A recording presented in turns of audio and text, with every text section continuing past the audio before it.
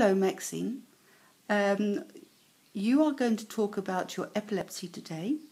You have a very interesting story to tell us. Could you please tell us when you actually developed epilepsy and also the impact that it has had on your life over the years? Hi, Maria. Well, I first had my first seizure. I was 14 years old, and I fell off a bunk in boarding school and banged my head. And from there, I've had tonic-clonic seizures. I think they called them grand mal in the old days. From there right through till approximately 10 years ago. I think I would have had my last seizure in 2004. So what impact has epilepsy had on your life over the years, Maxine? I know that you've had some very sad stories to tell. Tell me the impact that it's had on your life. I think the stigma that went with it was the most horrific, especially when I was young. I was pretty much told I was mad.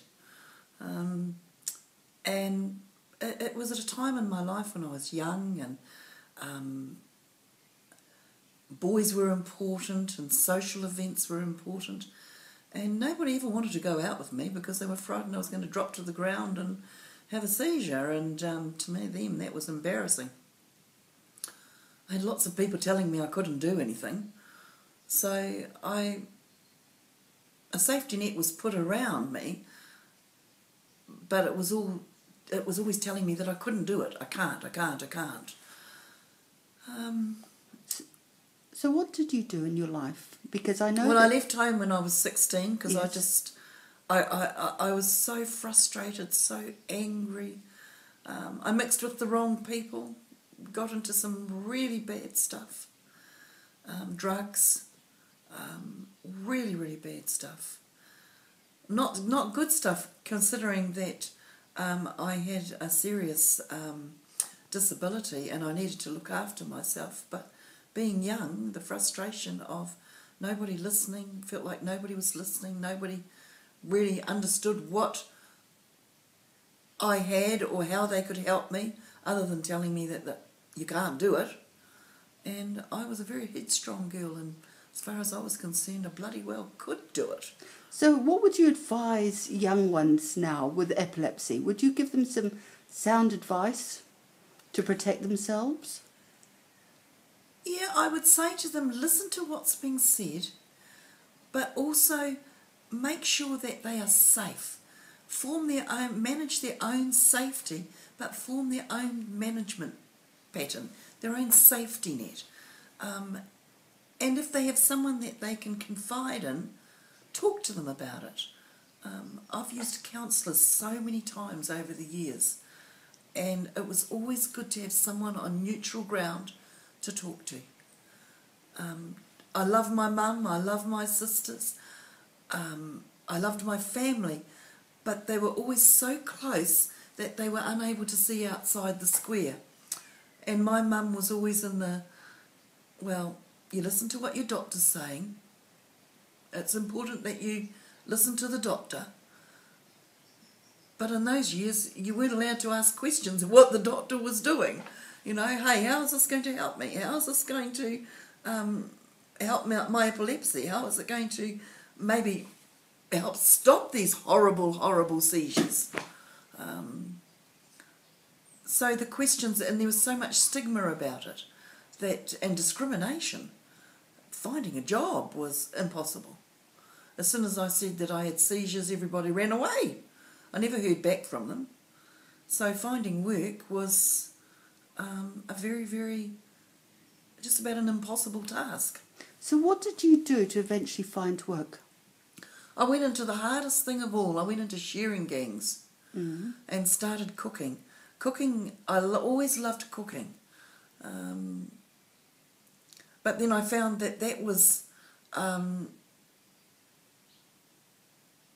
hard work could quite easily bring on a seizure. But it was something I had to do. If I didn't do it, I didn't get paid. I couldn't live. You know, you automatically go on an invalid's benefit. What a life. So your self-esteem was definitely dented with epilepsy. Oh, I was depressed. 21, I had a baby, my oldest son, and I had no choice but to adopt him out. Luckily, I had friends who were friends, and they took Logan on, but I had no choice. I had to give him away. My self-esteem, my persona just at that time, I couldn't bring up a baby, you know. Things got very tough for you over the years. What things really helped you in terms of overcoming that despair that you felt about having your epilepsy? What did you find helpful for you? Being able to talk to someone. It makes me want to cry just thinking about it. Finding someone important to talk to was probably the most important thing in my life. Counsellors or friends? Counsellors and friends. I think people have to have compassion, and it's strange, because there's not a lot of people out there that really know what compassion and empathy is about. So, but having someone to talk to was probably the most important. And I think the most important was having them to listen. Listen. You know, I always said to them, can you please just listen? Because nobody wanted to listen. They all wanted to tell you what they thought you should do, but they didn't want to listen. They didn't want to listen to what I was asking them to. Yeah. What things did you want of people, apart from listening to you? To acknowledge the fact that you were having difficulties with your epilepsy? And to understand that I wasn't mad. I wasn't mentally unwell. I wasn't sick. I had epilepsy. Wow. I wasn't mad. You know, I wasn't mentally unwell. I was a very bright girl, actually. Quite a radical one at that. And I think that behaviour had developed through so many years of people telling me, well, you should be doing this, or you should be doing this. Not saying, well, Maxine, do you think you could be able to try something like that? Or what do you think?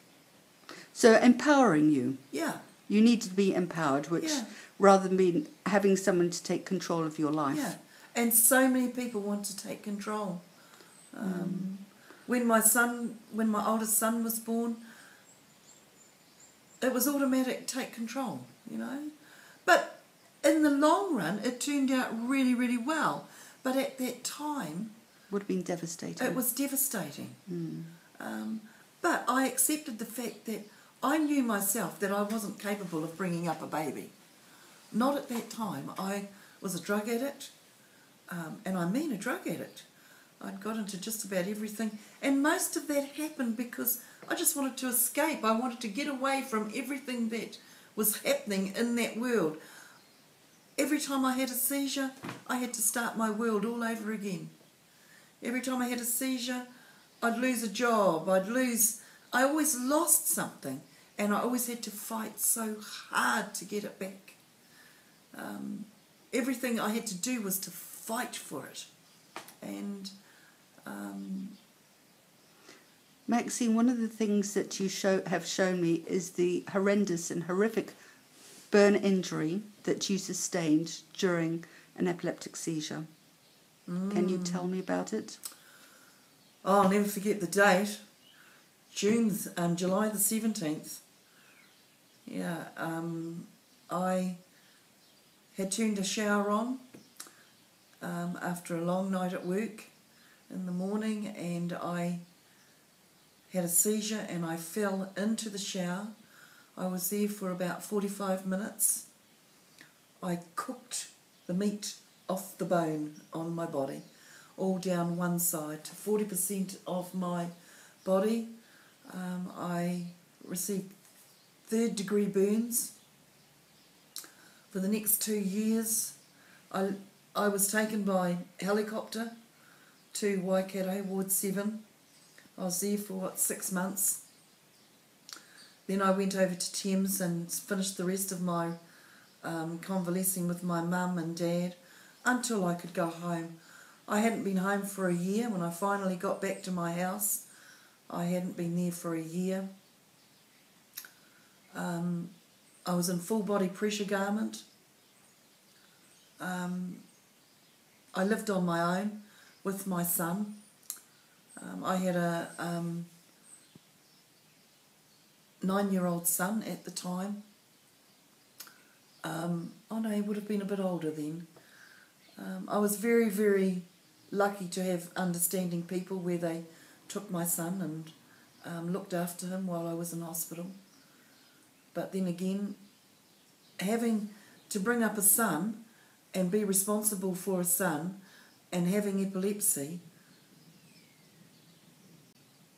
in some ways was such a really good education for my son. It made him, he's developed in such a wonderful young man, but it was probably one of the hardest journey that he's ever been on. Yeah. He's seen his mother on death's bed and not in a very nice way, I suppose you could say. But hey, we all come through, and the way that I saw it was, my God, there's got to be a light at the end of this tunnel, so let's get up and do it.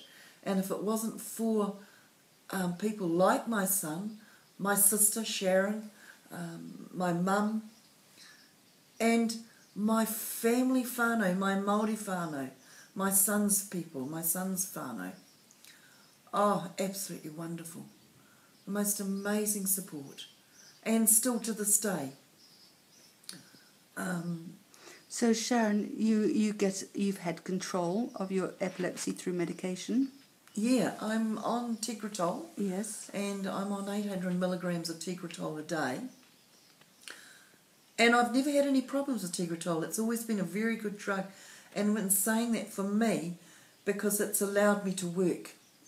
After my burns, I had been chefing up at the mountain, and I knew I had to change my whole thing of working and what I was going to do.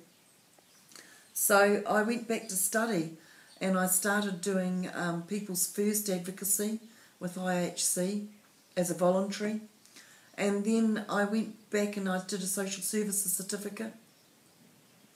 And then from there I went straight into counselling, Māori counselling. I had to change my career options. I really didn't have a choice. I had to find something that was better for me. At that time I had no licence. My licence was taken away. And then in 2004 I lost my licence again because I had another seizure. And all due to the fact of just trying to get on my feet. I had worked with an organisation, and it was a very, very stressful situation because I was still in pressure garments, and you don't... working in health care organisations and that, it's funny how they don't care. They don't care about the employee. And that was one of the things that I found when I started working in health. It was about the client, but not about the people that worked with them. And I found actually going in and working in the health organisations, it became very undervaluing. Yet when I'd used them to help me out in the past, they were there for the client. You know, it was a very different situation and very sad. Because I was a person who had to stop and start my work life and my jobs so many times, and I'd lost jobs because of having a seizure and things like this, and had to start. And I would have thought that the workplace would have been the most understanding, but it wasn't. and that was very sad. It is very sad. I'm very encouraged, though, the fact that you've been seizure-free for 10 years, Maxine, that you are fully employed, that you are helping other people to overcome their difficulties with disabilities, and that you are empathetic because you've had to walk through a very trying journey yourself. You know, you've had to endure a lot of seizures throughout your life, which have been uncontrolled. You have sustained a horrific burn to 40% of your body, but you do actually remain very cheerful and very encouraging to others with epilepsy and other disabilities as well. So I'd like to thank you, Maxine, for being prepared to come on to a podcast like this. It's lovely of you to share your stories. Thank you, Maxine. Oh, you're welcome. I think you mentioned about being happy. I think you have to be able to keep a smile on your face. Sometimes it's hard, but we have to be able to smile and we have to be able to look forward to the future. Not just for ourselves, but for people that we may be working with, because it's what we call hope. Thank you, Maxine. And hope's so important. It certainly is. Thank you so much for your words of wisdom as well. Thank you, Maxine. Bye-bye. Thank you.